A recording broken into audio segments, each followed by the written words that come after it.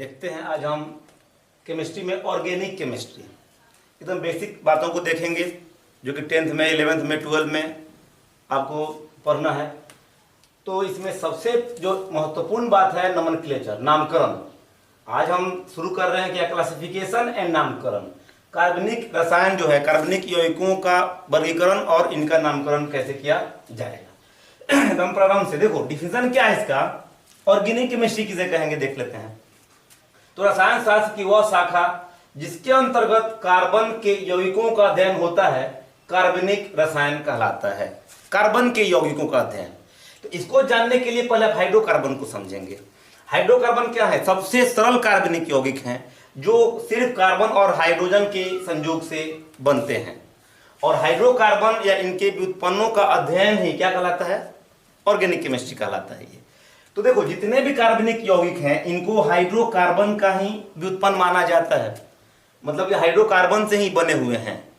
पुराने जो केमिस्ट्री है इसमें कहा जा रहा था कि सजीव स्रोतों से जो प्राप्त कार्बनिक जो यौगिक है उनको क्या कहते थे? कार्बनिक यौगिक।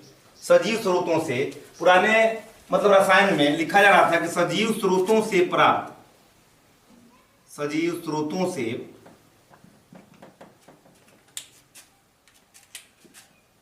से प्राप्त यौगिक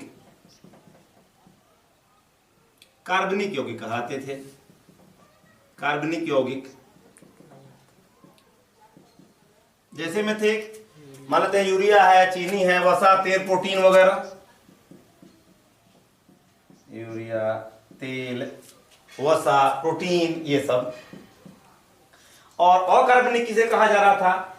निर्जीव स्रोतों, निर्जीव स्रोतों से प्राप्त जो यौगिक है वो क्या? अकार्बनिक। अकार्बनिक यौगिक कहलाते थे। जैसे कि नमक है, कैल्शियम कार्बोनेट है, संगमरमर, ये सब क्या है? अकार्बनिक यौगिक है। लेकिन डिफरेंस चेंज हो गया क्या बाद में कि जिस देखो हाइड्रोकार्बन के व्युत्पन्न जो होते हैं इन्हीं को सामान्यतः ऑर्गेनिक केमिस्ट्री में माना जाता है। इसमें मुख्यतः हम क्या पढ़ेंगे? हाइड्रोकार्बन का अध्ययन पहले हम लोग करेंगे, उसके बाद से इनका वर्गीकरण करेंगे और नामकरण किया जाएगा। देखते हैं जरा हम हाइड्रोकार्बन को। हाइड्रोकार्बन क्या है? सिर्फ कार्बन और हाइड्रोजन के संयोग से बने यौगिक जो है क्या? हाइड्रोकार्बन है। देखिएगा पहले कुछ बातों को देख लेते हैं। कार्बन के बाद कार्बनिक यौगिक पढ़ रहे हैं तो कार्बन के बारे में देखते हैं पहले। कार्बन तब हाइड्रोकार्बन देखेंगे। कार्बन देखिएगा केमिस्ट्री में कार्बनिक यौगिक और अकार्बनिक यौगिक। कार्बनिक यौगिक सिर्फ कार्बन के यौगिकों का अध्ययन है और अकार्बनिक यौगिक में सभी जितने भी अन्य यौगिक हैं उनको रखा गया है। क्यों रखा गया है? क्योंकि कार्बन के यौगिक अकेले सभी अकार्बनिक यौगिकों से कई गुना अधिक हैं, इसलिए अकेले कार्बनिक यौगिक बना हुआ है। हाइड्रोजन यौगिक, नाइट्रोजन यौगिक नहीं बना और अलग अलग केमिस्ट्री नहीं बना हुआ है। कार्बनिक रसायन अलग बनाया गया है सिर्फ कार्बन के अध्ययन का, क्योंकि इसके यौगिक बहुत अधिक हैं। तो देखो कार्बन का बारे में पहले कुछ देख लेते हैं, तब हाइड्रोकार्बन को देखेंगे। कार्बन क्या है? अधातु है ये। इसका सिंबल क्या है? संकेत सी है, मालूम है आपको। परमाणु संख्या कितनी है? 6। परमाणु संख्या 6 है ना। परमाणु द्रव्यमान कितना है? द्रव्यमान 12 है। इसको लिख देंगे ऐसे C6 है। ये क्या कहलाता है? परमाणु संख्या। परमाणु संख्या मतलब इसमें प्रोटॉनों की ये संख्या हो गई। प्रोटॉनों की संख्या ही परमाणु संख्या कहलाती है, या इलेक्ट्रॉनों की संख्या। इलेक्ट्रॉनों की संख्या। और ये मतलब जितने प्रोटॉन होते हैं उतने ही इलेक्ट्रॉन होते हैं। किसी परमाणु के नाभिक में पाए प्रोटॉनों की संख्या को उसकी परमाणु संख्या कही जाती है। क्योंकि नाभिक में जितने प्रोटॉन रहते हैं उसके बातम सेल में उतने ही इलेक्ट्रॉन होते हैं, इसलिए इलेक्ट्रॉनों की संख्या को भी परमाणु संख्या कहा जा सकता है।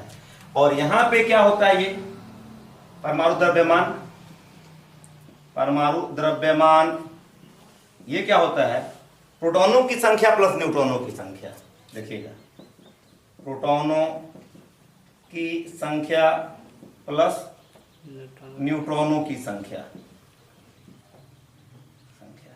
या प्रोटॉन में हम इलेक्ट्रॉन भी मिला सकते हैं, क्योंकि प्रोटॉन और इलेक्ट्रॉन दोनों क्या होते हैं, बराबर होते हैं। तो इसका मतलब क्या हो रहा है कि कार्बन में जो प्रोटॉन है वो कितने हैं, देखो यहाँ पे प्रोटॉन 6, प्रोटॉन कितने हैं 6, प्रोटॉन 6 है, इलेक्ट्रॉन भी 6 हो जाएंगे तो बराबर होते हैं, इलेक्ट्रॉन 6। तो अगर 6 इलेक्ट्रॉन है या प्रोटॉन है और परमाणु द्रव्यमान कितना है 12 है, तो प्रोटॉन न्यूट्रॉनों की संख्या भी क्या हो जाएगी, इसमें 6 हो जाएगी। न्यूट्रॉन कितना 6, हालांकि ये समस्थानिक होता है, इसमें परमाणु संख्या C614 भी होता है, ये तो हम लोग बाद में पढ़ेंगे, संभारिक समस्थानिक पढ़ेंगे तब। तो ये रहा परमाणु का। और एक बात और है ये कि ये अपरूपता प्रदर्शित करता है, इसके कई रूप हैं कार्बन के, जैसे कि हीरा है, ग्रेफाइट है, फ्लोरीन 16 है, आप पढ़ चुके हैं इसको। हीरा ग्रेफाइट में अंतर भी हम लोग देख लेंगे बाद में चल के। तो अब जरा देखते हैं कि कार्बनिक यौगिकों की संख्या इतनी अधिक क्यों है, क्यों इसको अलग हम पढ़ रहे हैं। ये 10th में क्वेश्चन पूछा भी है एक बार। तो देखो है क्या कि कार्बन जो है ये कंपाउंड जो बनाता है वो सहसंयोजक बंधन के द्वारा बनाता है। कंपाउंड या तो आयनिक होते हैं, यानी कि इलेक्ट्रॉनों के स्थानांतरण के फलस्वरूप बनते हैं, या कोवैलेंट यौगिक कंपाउंड होते हैं, यानी कि सहसंयोजक बंधन वाले होते हैं। तो देखो ये करता क्या है, इसमें इसको नोट कर देते हैं।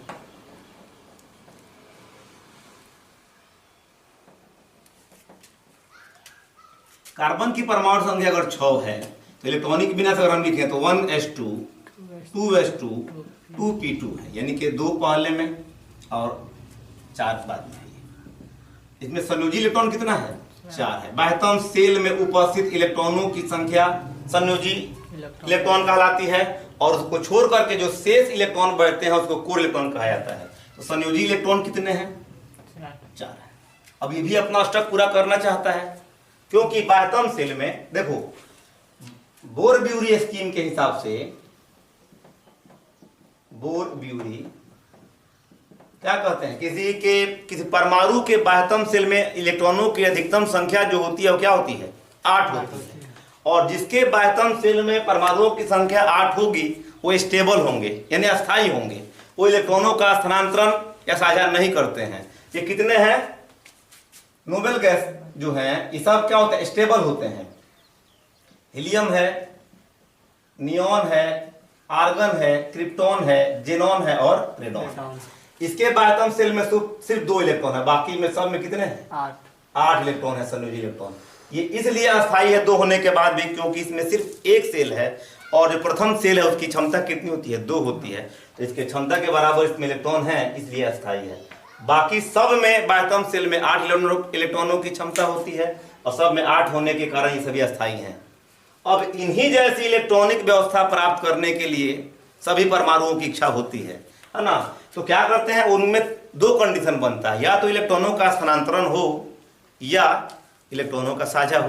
तो देखो जैसे कि मान लो कि सोडियम है, थोड़ा देखते हैं अलग, उस बाद फिर हम लोग कार्बन पे आते हैं। सोडियम, इसकी परमाणु संख्या 11 है, इसके इलेक्ट्रॉनिक बिना लिखेंगे तो आएगा 1s2 2s2 2p6 3s1, यानी यहाँ पे संयोजी इलेक्ट्रॉन कितना 1 है, संयोजी इलेक्ट्रॉन 1 है। क्लोरीन को अगर हम देखते हैं तो 1s2 2s2 2p6 3s2 3p5, यानी कि इसमें हो रहा है 2 8 और 7। संयोजी इलेक्ट्रॉन कितने हैं इसमें 7 है, संयोजी इलेक्ट्रॉन 7। तो अगर देखें तो इसके ये सोडियम अगर हम देखते हैं, सोडियम परमाणु में 2 8 सब ऐसे लिखते हैं 1, और क्लोरीन में देख लेते हैं तो 2 8 और कितना 7। अगर दोनों मिलते हैं तो ये चाहेगा कि इसका 7 इलेक्ट्रॉन ले लें, तो मेरा 7 और 1 कितना हो जाएगा 8, स्टेबल हो जाएगा। और ये चाहेगा कि हम इससे ले लें तो 7 1 कितना हो जाएगा 8, ये स्टेबल हो जाएगा। लेकिन स्थिति क्या बन रही है कि ये इसको एक इलेक्ट्रॉन देना पड़ेगा, ये एक इलेक्ट्रॉन देगा तो यहाँ पे हट जाएगा, ये इसके बायतम सेल में कितने इलेक्ट्रॉन हो गए 8, और ये एक अगर ले लिया है तो इसके बायतम सेल में कितने हो गए 8 हो गए, यानी कि दोनों के दोनों क्या हो गया स्थायी। ये हो गया Na+, एक इलेक्ट्रॉन लिया है और ये एक इलेक्ट्रॉन त्यागा है। अगर ये एक इलेक्ट्रॉन त्याग ये ग्रहण कर रहा है, इलेक्ट्रॉन त्यागने पर इसमें क्या हो गए, ये आपको इलेक्ट्रोस्टैटिक में ही पढ़ाया गया फिजिक्स में, आप जानते हैं कैसे आवेश बनते हैं। देखो एक इलेक्ट्रॉन त्यागने पर इसमें प्रोटॉन यानी धन आवेश अभी भी 11 है, और इलेक्ट्रॉन जो है वो क्या हो गया 10 हो गया एक इलेक्ट्रॉन त्यागने के बाद, इस कारण इस पर +1 आ जाता है, यानी इस प्लस है। और इसमें क्या हुआ, इलेक्ट्रॉन हो गया 17 से 1 18, और प्रोटॉन अभी भी क्या है 17 है, जिस कारण इस पर -1 आ जाता है ना। और इनसे क्या बनता है सोडियम क्लोराइड, यानी यहाँ पे इलेक्ट्रॉनों का स्थानांतरण हो रहा है। लेकिन कार्बन की स्थिति को देखें तो कार्बन में संयोजी इलेक्ट्रॉन 4 है, न तो ये त्यागने की स्थिति में है न ग्रहण करने की स्थिति में है। तो ये क्या करता है साझा करता है। देखो अगर हम कार्बन का के बारे में देखें, देखिए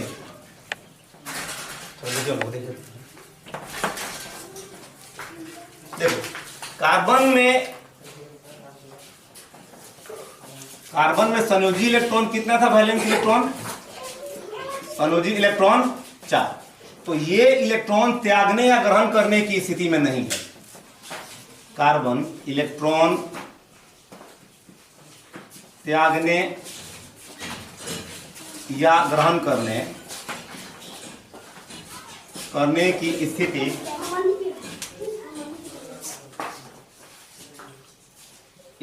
में नहीं है। मतलब क्या करेगा, ये साझा करेगा। कार्बन क्या करता है साझा करता है, इलेक्ट्रॉनों का साझा, इलेक्ट्रॉनों का साझा करके सहसंयोजक यौगिक का निर्माण करता है। सहसंयोजक यौगिक का निर्माण करता है। अब यहां पे जरा समझेंगे, जब ये इलेक्ट्रॉनों का साझा करेगा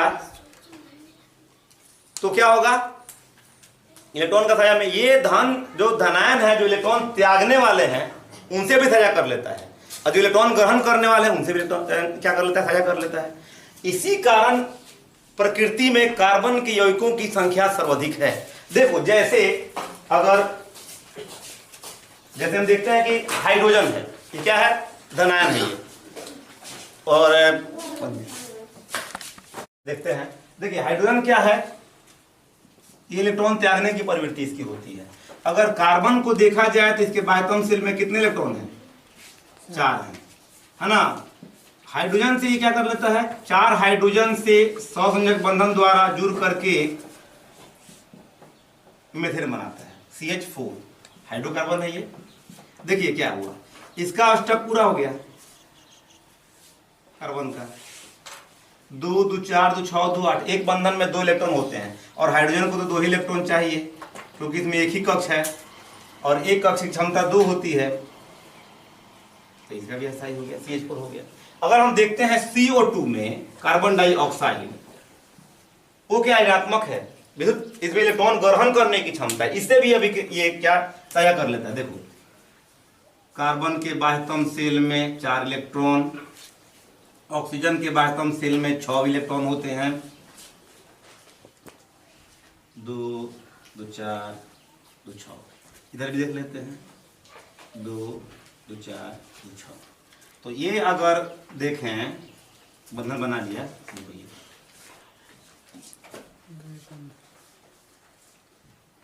ठीक से देखिए इसको,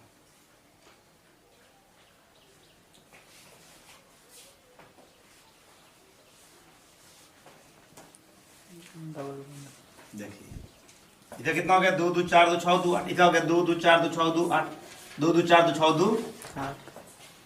ऑक्सीजन का अष्टक पूरा, ऑक्सीजन का भी अष्टक पूरा, और कार्बन का भी अष्टक पूरा। तो देख क्या रहे हैं कि ये बहुत आसानी से सहसंयोजक बंधन द्वारा क्या कर लेता है यौगिकों का निर्माण करता है। इसी कारण इसके यौगिकों की संख्या क्या है, सर्वाधिक है।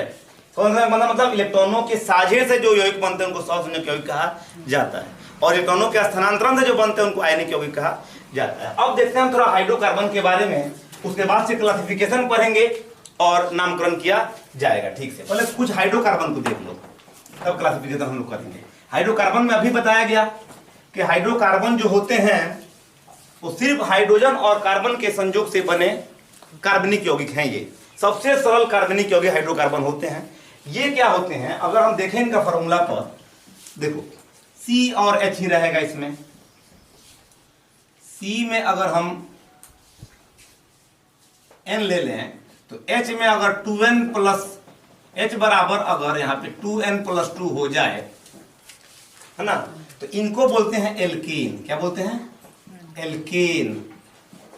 ये क्या है, सेचुरेटेड है, ये सेचुरेटेड हाइड्रोकार्बन।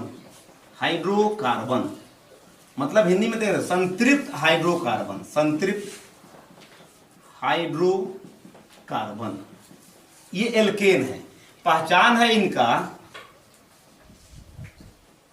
पहचान इसमें एकल बंध होगा, एकल बंध।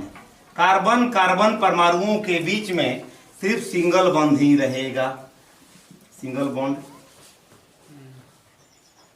तो इसका सूत्र क्या हो जाएगा, देखो CnH 2N प्लस 2 हो गया, ये एल्केन हो गए, है ना। जैसे कि कार्बन अगर हमने एक रखा तो हाइड्रोजन होगा 2 एक कम 2 2 4, है ना। एक के लिए मेथ पढ़ते हैं, मेथ, और सिंगल बॉन्ड के लिए N पढ़ते हैं, तो मेथेन हो जाएगा। नामकरण हम सिखाएंगे, अभी सिर्फ थोड़ा सा समझ चलिए। मेथ प्लस N क्या हो गया, मेथेन, ठीक है।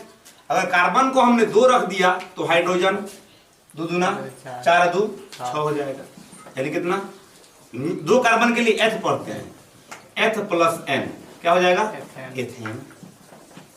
तो CnH2n प्लस 2 यानी जिसमें अगर कार्बन के दोगुने से 2 अधिक हाइड्रोजन होंगे उसको संतृप्त हाइड्रोकार्बन कहा जाएगा, यानी ये एल्केन है ना। और एल्केन का भी हम लोग संरचना सूत्र सीखेंगे, इनका संगठित सूत्र लिखेंगे, बंध इलेक्ट्रॉन बंध रेखा सूत्र देखेंगे, इसका हम लोग बिंदु संरचना सूत्र देखेंगे टोटल। लेकिन पहले कुछ इनको सेचुरेटेड और अनसेचुरेटेड को देख लेते हैं। तो ये रहा एल्केन, हाइड्रोकार्बन है ये एल्केन। कौन, संतृप्त हाइड्रोकार्बन है ये। सेचुरेटेड हाइड्रोकार्बन कब कहलाएगा, CnH2n प्लस 2, यानी एल्केन जो है वो क्या है, सेचुरेटेड है। अगर यहीं पे हम इसको हटा दें, सिर्फ 2 गुना कर दें, तो क्या हो जाएगा, ये एल्कीन हो जाएगा। क्या हो जाएगा, एल्कीन। Cn अगर है तो अगर हाइड्रोजन को हम 2 गुना कर दें तो ये हो गया एल्कीन, एल्कीन। ये हो गया अनसेचुरेटेड, असंतृप्त हाइड्रोकार्बन। पहचान क्या है, द्विबंध रहेगा, कार्बन कार्बन परमाणुओं के बीच में डबल बॉन्ड, डबल बॉन्ड, ये है ना। अब इसके लिए क्या इन लिखते हैं, इन क्या लिखते हैं सफिक्स में, नामकरण में हम लोग पढ़ेंगे इसको इन। देखो अगर कार्बन हमने 1 रखा है तो हाइड्रोजन कितना हो जाएगा, 2। एक कार्बन से ये नहीं हो पाएगा, क्योंकि डबल बॉन्ड के लिए कम से कम 2 कार्बन चाहिए। तो 2 कार्बन रखेंगे तो हाइड्रोजन 2 दूना 4 हो जाएगा। डबल बॉन्ड होगा ही संरचना सूत्र में, देखो कार्बन कार्बन के बीच में डबल बॉन्ड लगा दीजिए, और हाइड्रोजन 4 है, 1 हाइड्रोजन, 2 हाइड्रोजन, 3 हाइड्रोजन और 4 हाइड्रोजन। तो 2 कार्बन के लिए क्या होता है, एथ होता है, और डबल बॉन्ड के लिए इन होता है, एथीन, तो नाम पढ़ेंगे एथीन, है ना। अगर कार्बन को 3 कर दें तो हाइड्रोजन 3 दूना 6 हो जाएगा, है ना। तो देख लो 1 कार्बन, 2 कार्बन, 3 कार्बन, किसी एक में हमने डबल बॉन्ड लगा दिया। हाइड्रोजन इसमें देखो 1 कार्बन को कितना बंद चाहिए, 4 चाहिए, तो 1 हाइड्रोजन, 2 हाइड्रोजन, 3 हाइड्रोजन। इसका 1 2 3 हो चुका है, 1 4, इसका 2 हो चुका है, तो 1 और 2, 1 2 3 4 5 6। 2 कार्बन 3 कार्बन के लिए प्रोप होता है, और डबल बॉन्ड के लिए इन, देखिएगा लिख रहा है कि नहीं? नहीं, नीचे प्रोप नहीं है। क्या हो गया? प्रोपीन। प्रोपीन ये इस फॉर्मूला के लिए क्या है? ये एल्कीन कहलाएगा जब CN हो और H क्या हो? दुगुना सिर्फ हो। ये असंतृप्त हाइड्रोकार्बन है और इसमें डबल बॉन्ड रहेंगे। तो देखो डबल बॉन्ड या ट्रिपल बॉन्ड वाले असंतृप्त होंगे, अनसेचुरेटेड, और सिंगल बॉन्ड वाले क्या होंगे? सेचुरेटेड होते हैं। तो सिर्फ एल्केन क्या सेचुरेटेड है? एक और देख लेते हैं।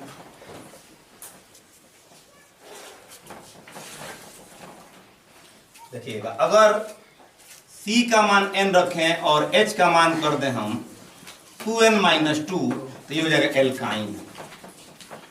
एल्काइन ये है असंतृप्त hydrocarbon. Hydrocarbon unsaturated hydrocarbon.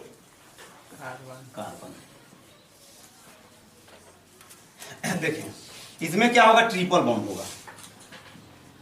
Triple bond, carbon carbon परमाणुओं के बीच में 3 बॉन्ड।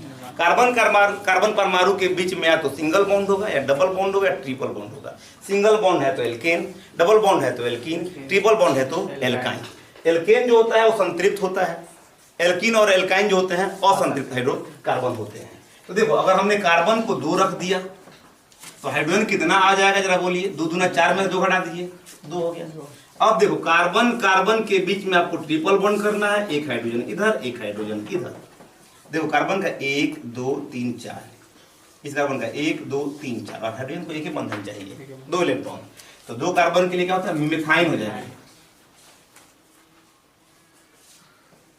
मिथाइन या मिथाइन ये होता है। अगर कार्बन को हमने क्या कर दिया? 3 कर दिया, तो हाइड्रोजन कितना हो जाएगा? 3 दूना 6 में 2 गया, 4 बच जाएगा। तो ये कार्बन और ये कार्बन किसी एक के साथ ट्रिपल बॉन्ड लगा दीजिए। इसका हो गया 1 2 3, एक कितना हो गया? 4। 1 2 3 एक 4, 1 2 3। ये क्या हो रहा है? देखो जरा यहाँ पे, तो इसका भी 8 हो गया। 2 2 4 2 6 7, 1 2 3 4 बंधन हो गया। 4 दूना 8, इसका कितना हो जा रहा है? 8 हो गया। इसका भी 2 2 4 2 6 2 8। ध्यान देखिए हाइड्रोजन का 2 हो ही जा रहा है, यहाँ पे यहाँ भी हाइड्रोजन का 2 हो जा रहा है। इस कार्बन का देखिए 2 2 4 2 6 2 8। तो ये इस तरह से अपना स्टॉक और हाइड्रोजन अपना डुप्लेट पूरा कर लेता है और इस तरह से बनाते हैं। यहाँ भी देखेंगे अगर हम, तो इसका 2 2 4 2 6 1 6 2 8, इसका भी 8 हो गया। इसका कितना हो गया? 2, इसका भी हो गया 2। तो ये हाइड्रोकार्बन है। अब हम लोग ठीक से कल पढ़ेंगे क्या? क्लासिफिकेशन और नोमेनक्लेचर को शुरू किया जाए। कल क्लासिफिकेशन हम नेक्स्ट वीडियो में देखेंगे, उसके बाद नोमेनक्लेचर ठीक से पढ़ेंगे, क्योंकि ऑर्गेनिक केमिस्ट्री काफी इंपॉर्टेंट है। वीडियो को शेयर करेंगे।